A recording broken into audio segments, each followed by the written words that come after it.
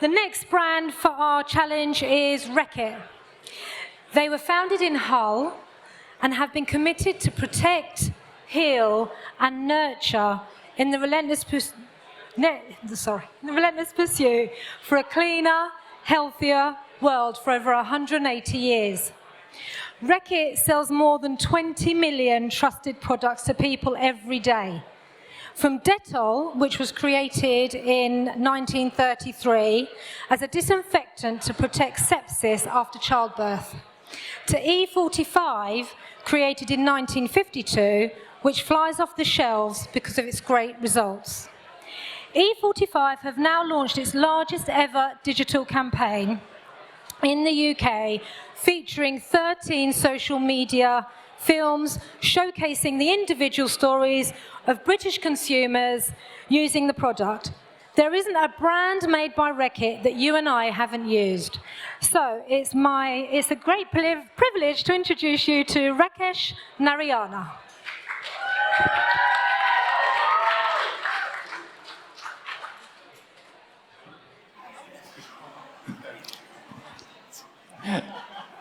Sorry. No. No?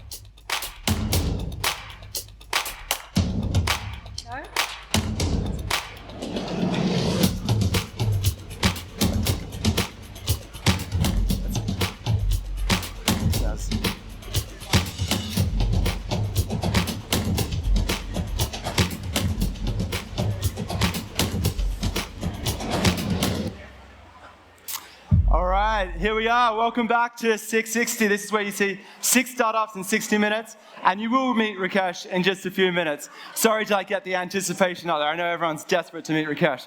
I certainly am. Just to quickly introduce myself, I'm Jeremy Bassett. I run CoCubed, and we connect corporates and startups every day. We're doing that today here at the House of Innovation as well. So if you're interested in that, please connect with the CoCube team, and they can run a speed dating session or connect you to some of the 35 companies that are exhibiting here today. But right now, it's time to dive into 660. So the way this works is Rakesh gave us a brief, and the team from Reckitt gave us a brief, and we've been on the hunt, scouting for companies that could pitch here today. The panel selected 6 companies that you're going to meet here, and then one of them will walk away with a chance to work with Reckitt on a 20K brief. So to explain a little bit more, let's welcome Rakesh to give us an overview of the brief.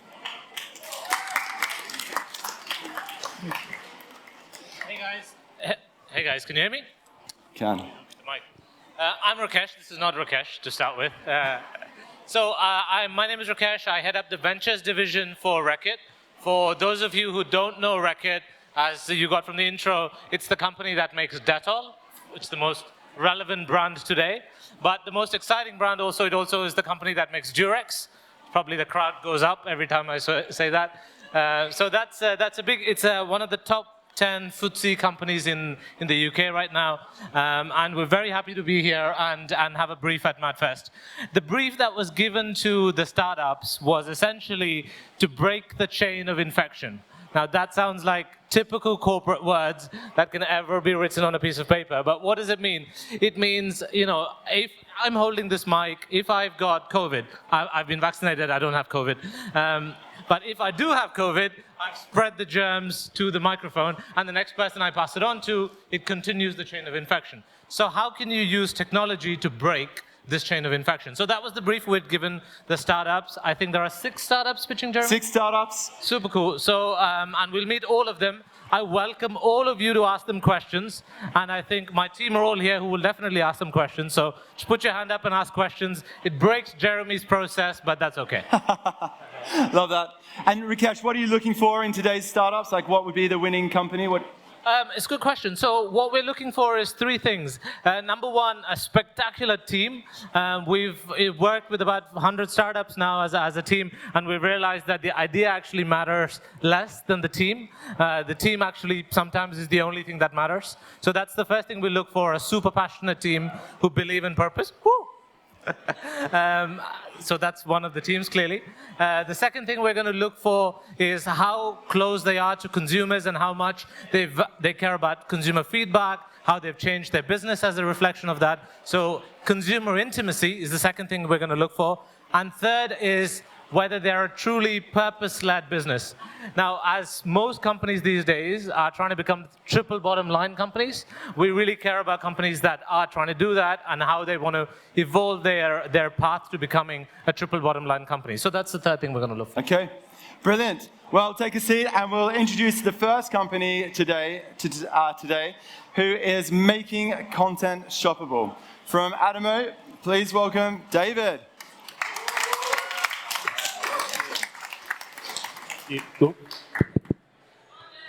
Thanks, Rakesh. We weren't sure you were here. So, kick off. Hi, everyone. My name's David. I'm from Adimo. I'm the CRO at Adimo. What we do effectively is make content and marketing shoppable. So wherever there are touch points for a brand, we can activate those touch points, whether it be brand.com, social, display, or anything else. Adimo is a little bit past the startup stage, actually. We're active in 60 markets.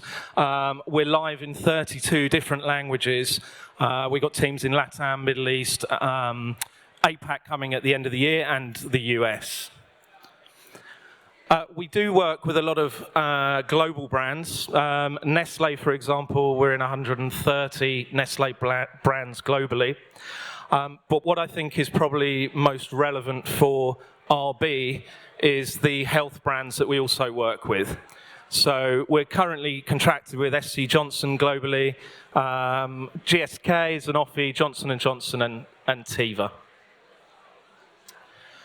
We don't sell ads, although we are obviously in the advertising industry. Our supply, if you like, are the retailers that we have integrations with. So we are integrated with over 500 global retailers currently in about 26 different countries. We also have sales tracking across some of these retailers, which closes that last yard between a consumer touchpoint and final sale. We effectively have 4 journeys. The pitch, if you like, for RB is that the educational content that they create can be driven by these 4 journeys. So we have a buy it now, add to basket, recipes and bundles, and where to buy. They're the 4 core areas. So I'll go through 3 of those today. I have about 2 more minutes and about 30 slides, so forgive me. So buy it now. Buy now is the fastest journey for Adimo. This can exist within brand.com websites, as I've outlined. In this instance, this is actually through Instagram. I'm not sure if this video will play on clip. There you go. So the user comes through the ad. They choose the retailer that they'd like to work with or like to purchase from, see pricing, product, straight through to the retailer to purchase. And obviously all of that will be tracked. Add to basket is a similar journey, but it does what it says on the tin. So the user can actually add this product to their cart. That will live in their cart within their retailer effectively forever. They either delete it or they buy it. And where we have tracking in place, we will obviously track that final sale. So you can see here on a brand.com, you can choose different variants. Again, you see products and pricing. You can add that through to your Tesco basket within the Adimo journey on brand.com. This particular journey is live in about 700 brand sites currently globally. Finally, where to buy. Again, does what it says on the tin. The user can come through the brand.com experience, whether that be on Dettol.co.uk. The user can enter their location. Obviously, we hook into Google Maps. Why wouldn't you? And then the user can see their nearest store for purchase. with all of the retailers that we work with, we receive every SKU, every price, every promotion, every price update on a 4-hour refresh. So if you could imagine across 600 retailers like Tesco, Walmart, etc., we're literally seeing millions and millions of SKUs every day. And we obviously index those and make them available for RB. So really where we sit is at the nexus of this content, the sales, and the data that's generated from these journeys that I've outlined. RB can activate content, they can then drive the sale, and that obviously creates data. Martin Sorrell this morning was talking about first-party data. We pick up a hell of a lot of first-party data for brands. The solution is also cookieless. Not so much of an issue for lots of people in the room. Thank you, Google. We've got an extra 2 years, but it doesn't actually affect us in terms of how our journeys work. RB can also use long-form content. So not just brand.com, we've brought all of these journeys into a media environment. So, for example, on YouTube, which we do actually see very good results for clients, companion banners running there for Pringles. User can view the long-form video, go through to the retailer, through to the SKU and purchase. Influencer content is also really important and I think would be key for RB in this, let's say, this use case. This is for McCain, roast potatoes, who knew? But again, that content can be distributed across TikTok. And finally, Instagram, which we see. Finally, Instagram, which we've done a lot of work with Coca-Cola on. Again, you can have some long-form video clicking through to the retailer to purchase. Almost done. One thing to note is, and I'll call it Blue Facebook, we have a global integration with Facebook. I believe we're the only company of our type to have. Educational content for RB can be seeded across Blue Facebook. We will actually track that all the way through to purchase, and we will then populate that data in the Facebook Ads Manager. What that means is you begin to create very interesting data pools for retargeting, for education purposes, whatever that may be.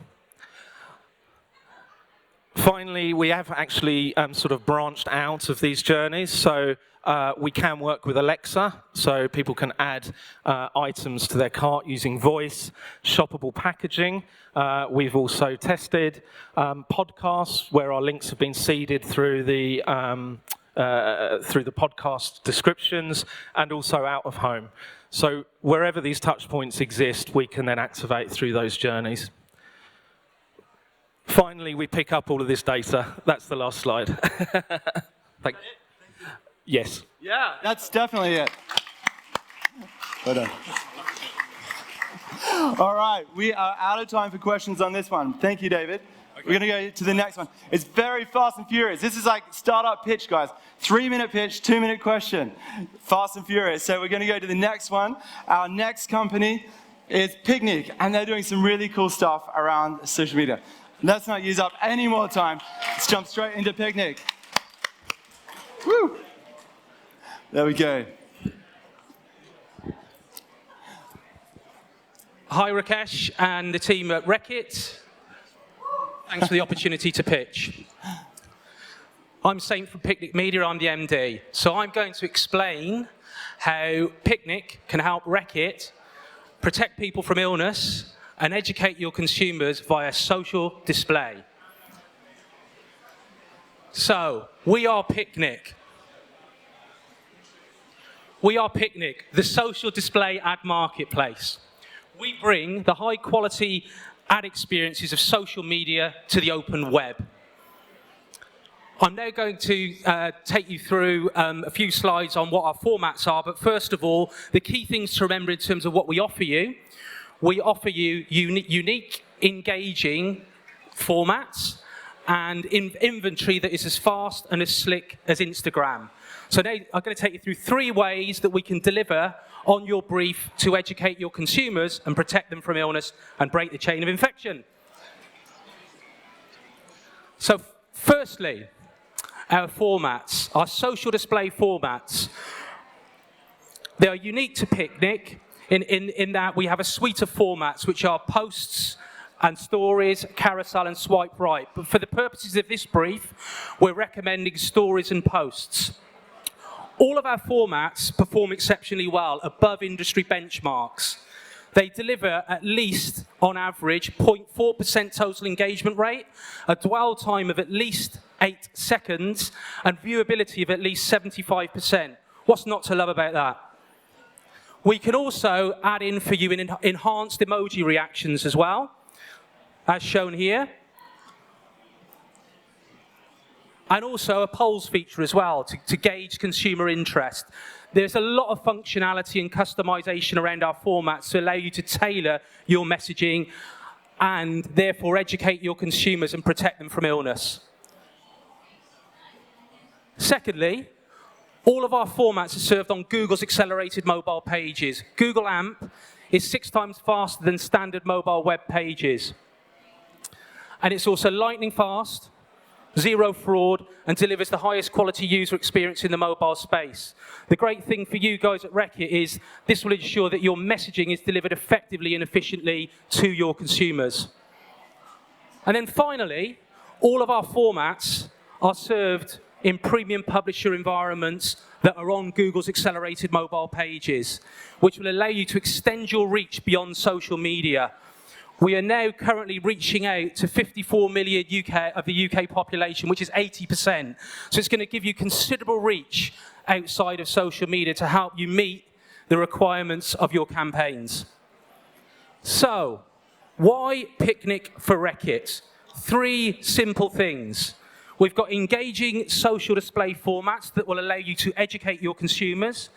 We've got super fast inventory in that it's Google's accelerated mobile pages, which means that you can connect with your consumers effectively and efficiently. And finally, our trusted premium publisher environment will ensure that the scientific efficacy of your communications is delivered in the most tried and trusted publisher environments, which will allow you to educate your consumers and stop the chain of infection. Thank you. Any questions? Boom. That's great. Thanks, Saint. Yeah, let's jump straight into a couple of questions. Eddie.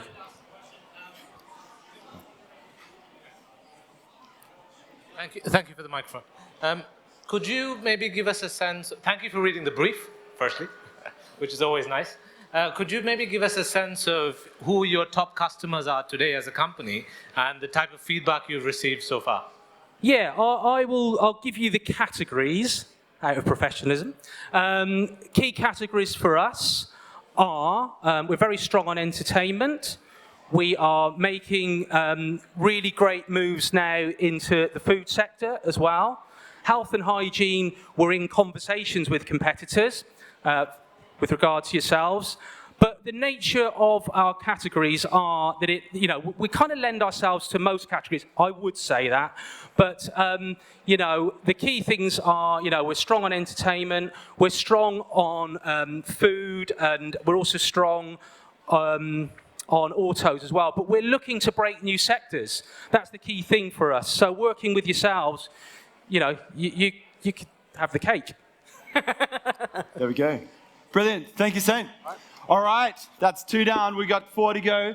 And our next company is looking at the space of conversational commerce, which I think is super interesting and perhaps a big game changer when it comes to the e-commerce journey. From Cavai, please welcome Ed.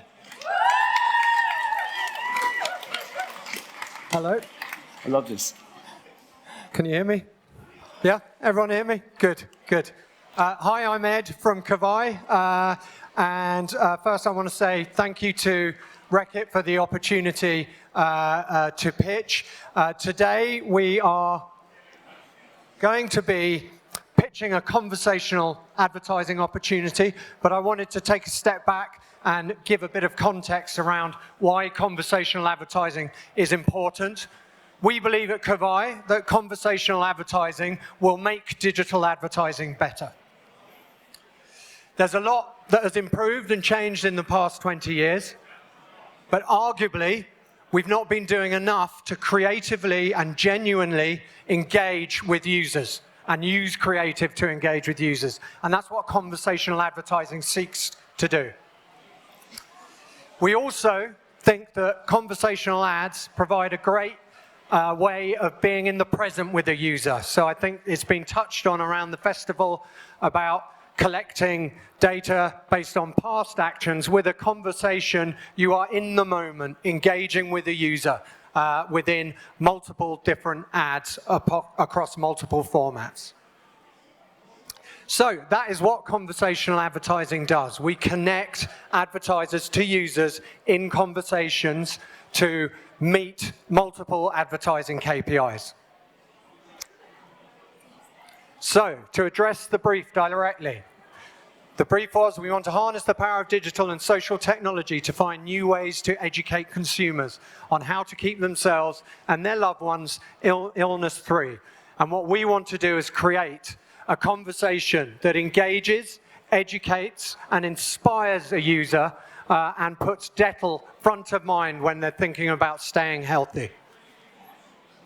So my design and copywriting team have come up with a mock-up.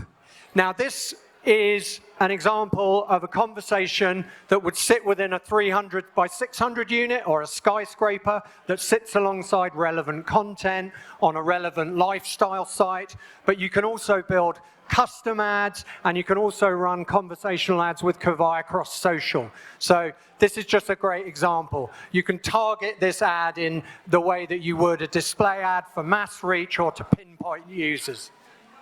So what I'm going to do now is annoyingly ask for a little bit of audience participation. We've come up with a quiz dynamic to inform the users and educate them. And so I'll start the conversation. Oh, no, I won't. Is the video going to start? No, the video's not going to start. Okay, that was going to be a video of the ad. And what it was going to do was ask the user if certain sort of questions to test their knowledge around staying healthy. The first one from my memory, it was, what is the most germiest environment? Is it A, a toilet seat, B, a kitchen counter, or C, a doorknob? So I'll ask you all, who thinks it's A, a toilet seat? Put your hand in the air. Who thinks it's a kitchen counter? Who thinks it's a doorknob? Wow, we've got a very informed crew in today. Yeah, it is a doorknob, and the user would select the answer, and the ad would tell them whether they're correct or incorrect, and then give some information. Apparently, it's a doorknob per square inch is almost 8 times more infectious. And then we were going to ask, find out a bit of information about the user. What type of hygiene are they most interested in? Household or personal? And then the user would select the one that they're most interested in within the conversational format, and then Dettel would be able to promote relevant products and on a carousel which the user would be able to click on and deep link to the relevant web page, which would then in turn enhance the ROI. So how can Reckitt benefit from conversational? Reach relevant and engaged audiences with or without third-party data. We think that conversations represent a great way of establishing relevance and personalization without gathering audiences on the back end.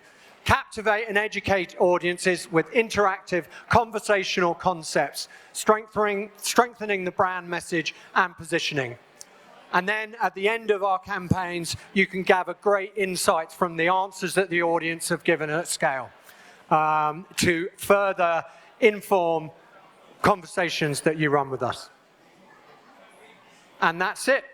Any questions? Perfect. Keep the mic. We've got time for a quick question.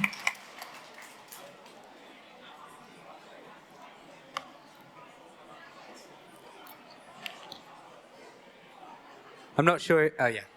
How does a consumer start a journey with your conversation AI? Sure, yeah. So what we do is we serve them an ad, either a display ad or a social ad. It starts up similar to a messaging app. the start of the conversation, then it's up to them. It asks the question, are you interested in this product or in this dynamic that I was going to show, the quiz format, test your knowledge about staying healthy, and then they select answers. Okay. Understood. So if they see that call to action, have you done any tests to see any data points on what the conversion is, how engaged, what level of conversations do they go, tier 1, tier 2, tier 3, or can you give us a bit of a...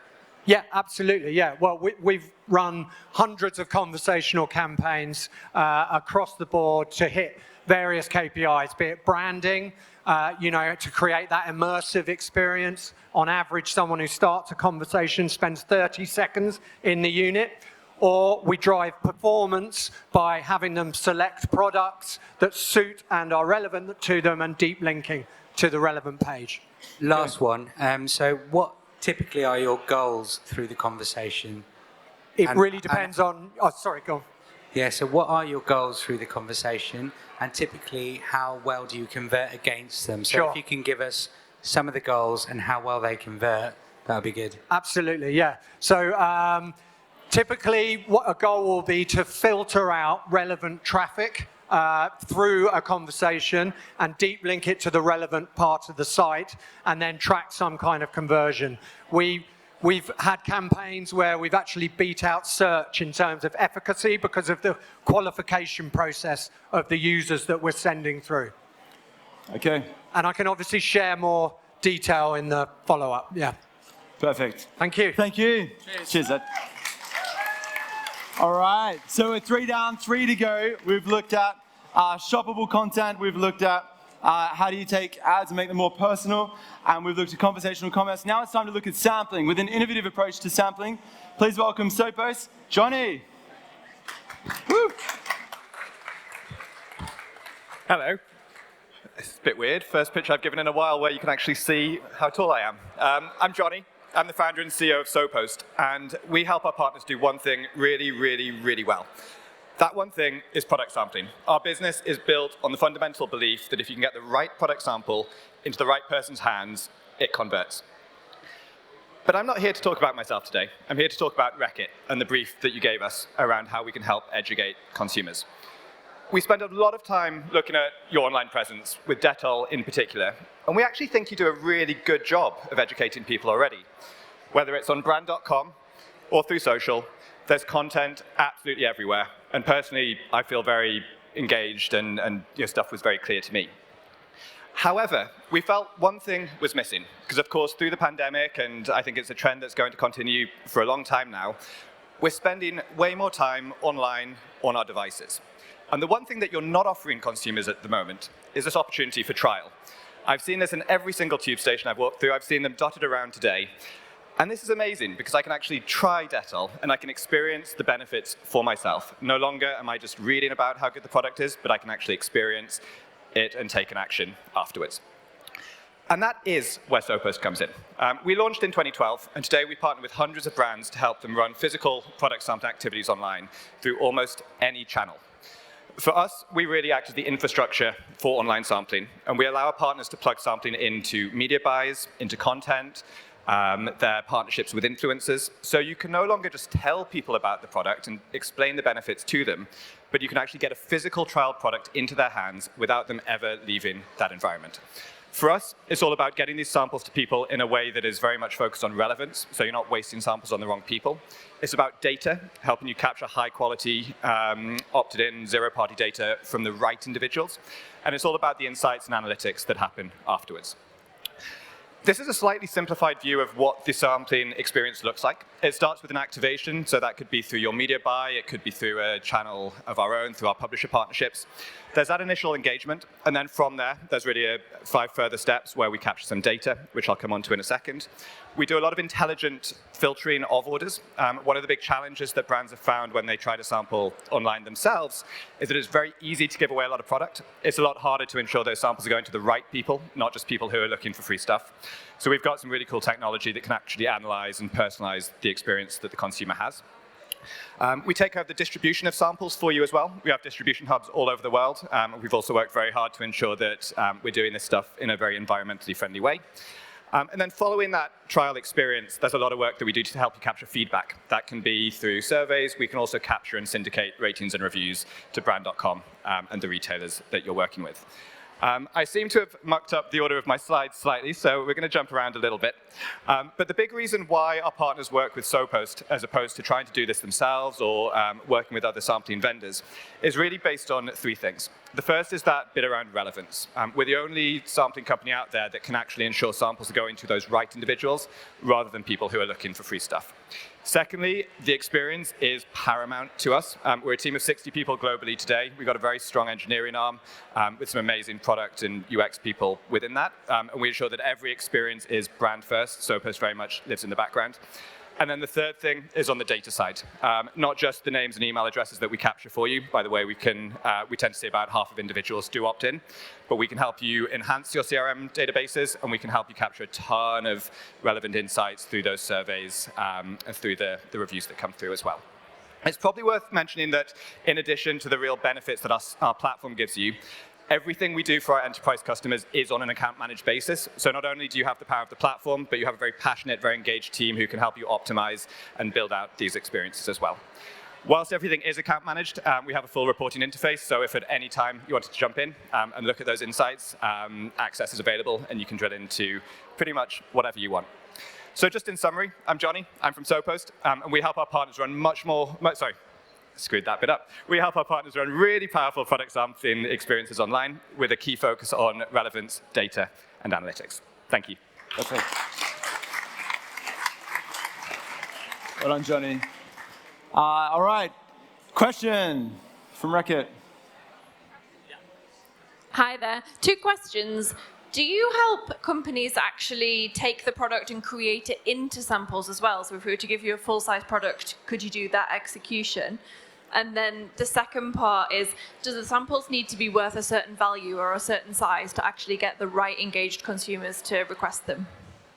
Good questions, thank you. So on that first point, that's not something that we do ourselves. However, we do partner with a number of companies that can support with that. And we've actually worked really hard to integrate what they do and what we do to create a lot of efficiencies in that process. On that second question, it does matter and it doesn't matter. It really depends on what the objectives are.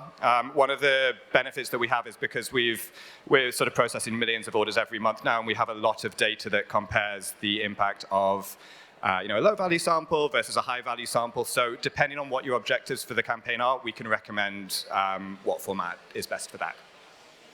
Okay. Very cool. Thank you, Johnny. All right, we've got 2 more to go. The next company is looking at influencers, and here is a brand-safe way to engage with influencers. From Vamp, please welcome Grant.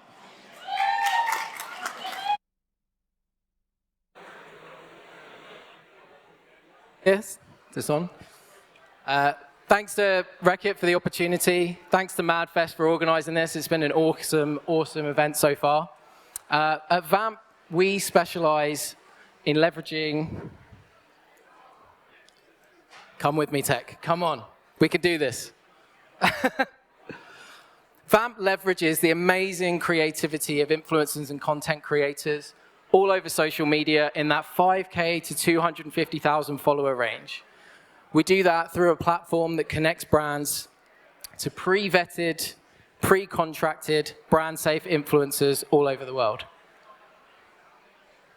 The rest of the guys have sabotaged this remote for me. And the reason that we do it and why it works is because 47% of what makes an ad successful is the content itself. And 63% of people, believe it or not, say that they want to hear from influencers more than they want to hear from brands. And when we surveyed marketers, 80% of marketers say that that influencer content performs the same, if not better, than the traditional assets that they've been using. So that's a lot of percentages, and we're all a few Aperol spritz deep at this point. So what I'm saying is that good content works, people like influencers collaborating with brands, and brands find when they reuse that content, it performs just as well, if not better, delivers results. My presentation is coming along. But how is that going to help us answer the brief? How are we going to educate consumers on their health and well-being? Well, we would look to leverage our platform to deliver what we call a Creator Plus strategy. That strategy, I'm always getting told off for putting too many animations in my keynote, so there we go. I've just literally learnt my lesson on the spot.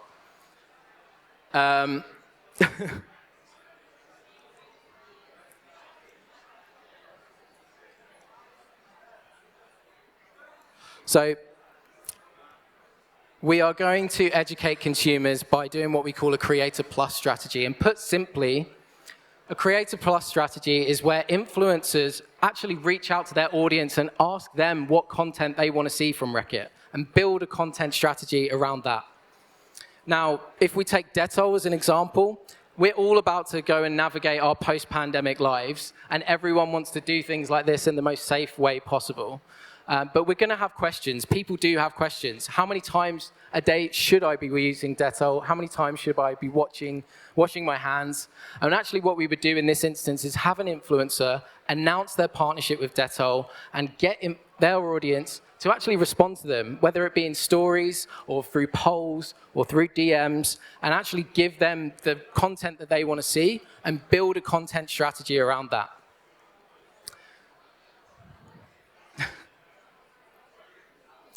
Traditional marketing is pushing a message, right? And here what we're doing is leveraging the audience of the influencer to pull the needs of the consumers and just giving them what they want, but at the same time positioning Dettol as a really trusted brand along the way. And our platform makes it really easy to do that. We construct the brief inside the platform and push it out to our network using data to match you with the right influencers as we go. This is quite comical.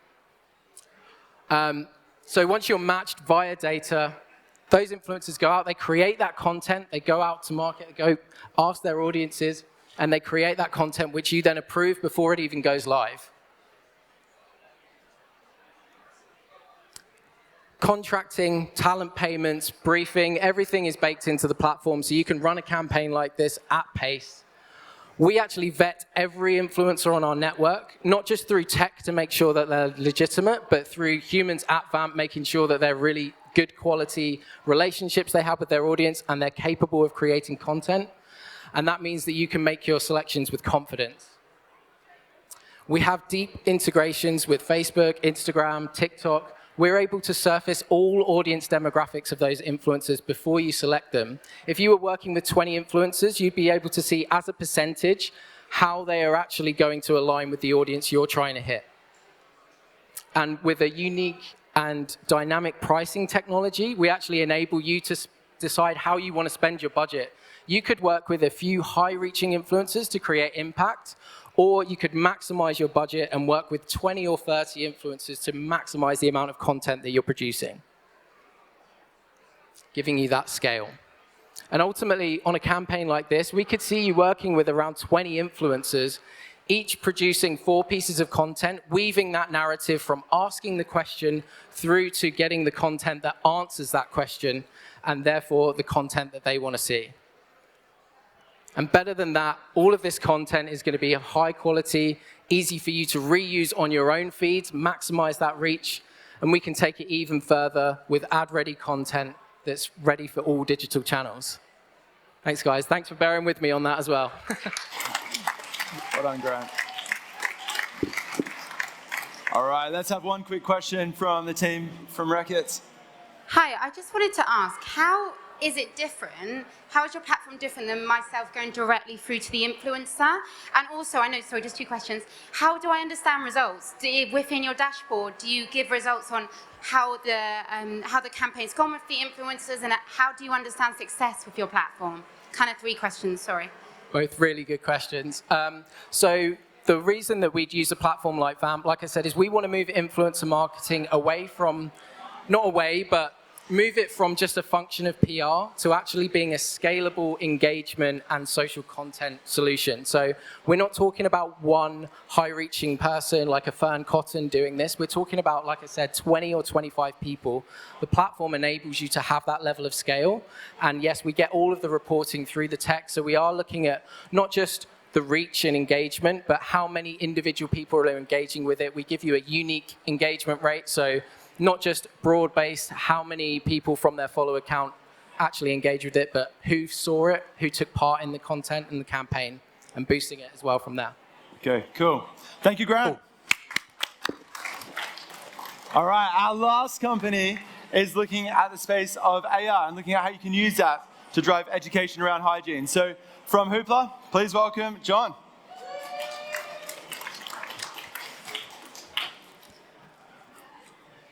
Hiya. I see what you mean. It is a bit glitchy.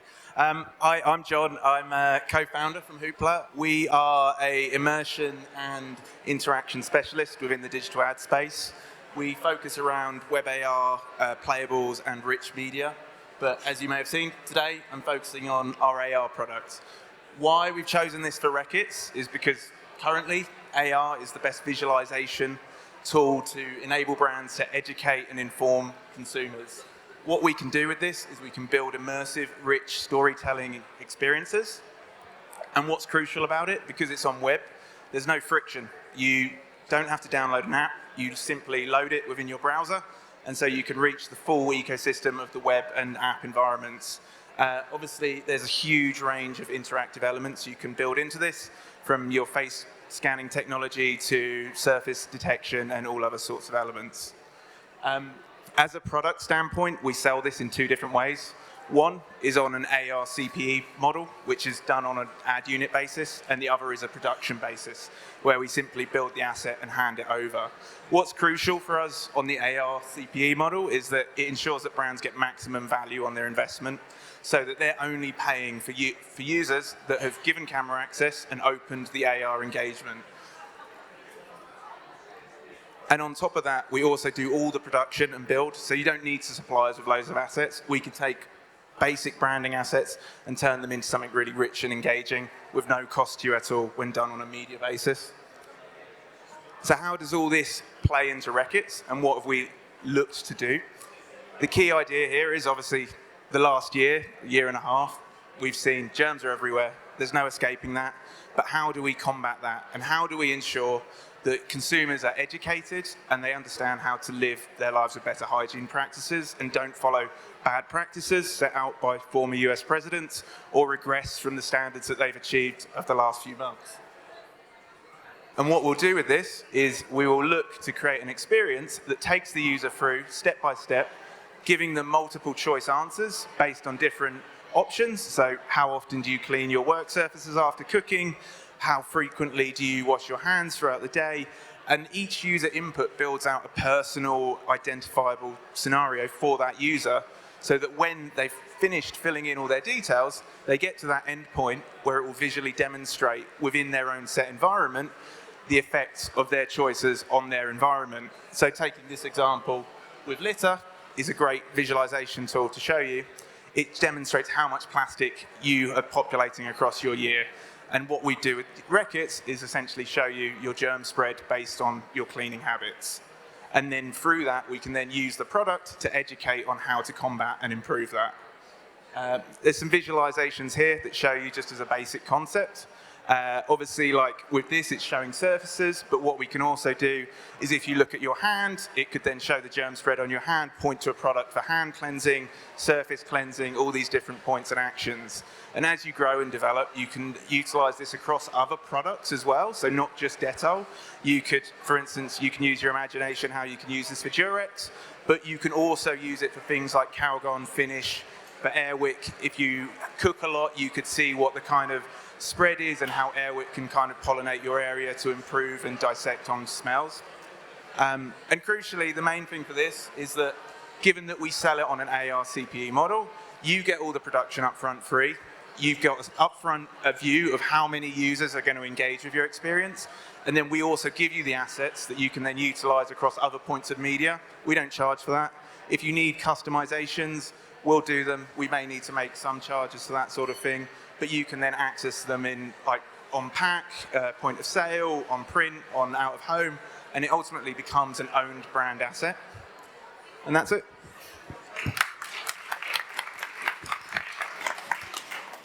Well done, John. That's cool. Let's jump into some questions from Reckitt. Got a question for you. Can you tell us if, for example, the example you said about a hand. So I've just washed my hand, I point the camera, surely it would just say the same thing. It doesn't actually recognize anything on the actual object, correct? No, it will display based on your choices. So for instance, we set out, say, 6 questions, and each one will have a ranking system based on your cleanliness. So at the end, it will ultimately come up with a percentage. And so it will then display that percentage of germ on your hand. So as a display, it might only take up 30% of your hand, or it might just have a certain creative display on your hand. But if you're filthy, then it will cover your whole hand. But if you're quite clean, it might just be your little finger. Very clear. And last one for me, which is, so far since you started the company, what has been your most successful campaign that you've run? We've done a lot of work with Lego, as an example. We were one of their global partners for one of their launch products for Hidden Side, which was actually an AR product, where it was launched in 36 markets, which was hugely successful. But then on a local level, we've also done other things with retailers, like Very, for instance, where we've helped to kind of create different experiences that based on their key objectives. And then on an FMCG level as well, we've done a lot with food products, with beauty products as well, just to visualize product and show how they work.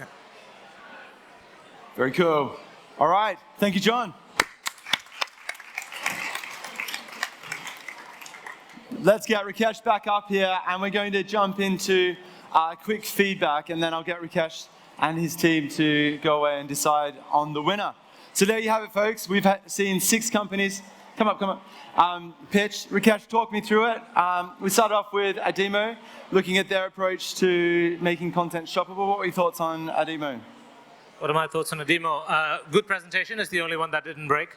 But apart from that, I think it's an interesting concept. I'd love to see how they explore e-commerce as one of their focus areas, because currently I think they're focused on retail and creating value there. So it'd be interesting to see if we were an e-commerce only business, how would Adimo work for us? So that'll be interesting to see. Yeah. And then we went to Picnic, and they talked us through their approach to making social ads in the web. What were your thoughts on their approach to personalized advertising? Again, this goes back to the previous presentation that was here, which is, if the world of tracking and cookies are over, how do we still remain relevant in that world? So I think that's another conversation to pick up with the team, which we certainly will after. Cool. Then we had Cavai, and they talked us through their approach to conversational commerce. What are your thoughts on conversational commerce? One of our team's favorite, I think. We've just been voting. A very interesting pitch. What we'd love to see is how do you get people there? How do you get them to engage for the first time before you have the conversation? But also, what's proprietary? Because there's so many companies doing relatively similar things. So that's. Yeah, and then we looked at sampling from SoPost. Again, one of the strong pitches. We really enjoyed hearing the pitch. What we loved about them is sampling has existed for so long. Since CPG has existed, sampling has been a model, but they've actually brought it forward to a modern world. So it's quite an interesting one, and would love to chat as well. Okay, and then we had Vamp. Vamp. You need to tell me what Vamp do again? Vamp was the influencer. Yes. Grant, very memorable, Grant. Yeah. Yeah, despite the glitches in the presentation, we actually really enjoyed this one. The power of the company is going to be in the power of how good the influencer network is. So we wanted to deep dive a bit more into that, because influencer strategy, as the team pointed out, is quite common, and there are so many influencer agencies out there. So why this one, I guess, is the big question. Perfect. And then we had the last presentation from John, looking at Hoopla's approach to AR. Yeah, absolutely. I think the idea of gamification here is quite cool. CPG brands in general are problem-solution brands, so once you introduce an element of interaction, it can be quite interesting. So I think that's also a very strong contender. Cool. All right, well, Rakesh, we'll give you a couple of minutes to go away and decide the winner, and then we'll be back in a second. All right, Rakesh, jump back up here. Talk us through the decision process, and then I'll ask you to announce the winner. No problem. The decision process is very simple and democratic. All of our teams have voted, and there's actually a tie on 2 companies, and I haven't voted, so mine's the tiebreaker. I think the big decision process is who can we work with as soon as we leave. How can we experiment with this company, even if there are many other competitors out there, how can we start a project with them tomorrow? I think that's the big question we were using. The prize is actually a project with one of our teams. It comes as a big check. No one can ever cash it. Even the small ones you still can't cash, but I think you're still going to give away a big check, Jeremy. Yeah. So that's fine. So, House of Innovation, of course. The two finalists we had were, one is Cavai, so congratulations. And the second finalist we had was SoPost, so congratulations. So to have the... And the winner is? And the winner is SoPost. SoPost, there we go. Congratulations. You get a... Congratulations. Yeah, you can take that home. Very good. Well done, Johnny. Thank you, Rakesh. And well done to all 6 companies as well. Yeah, fantastic. Thank you, everyone. Cheers. Cool.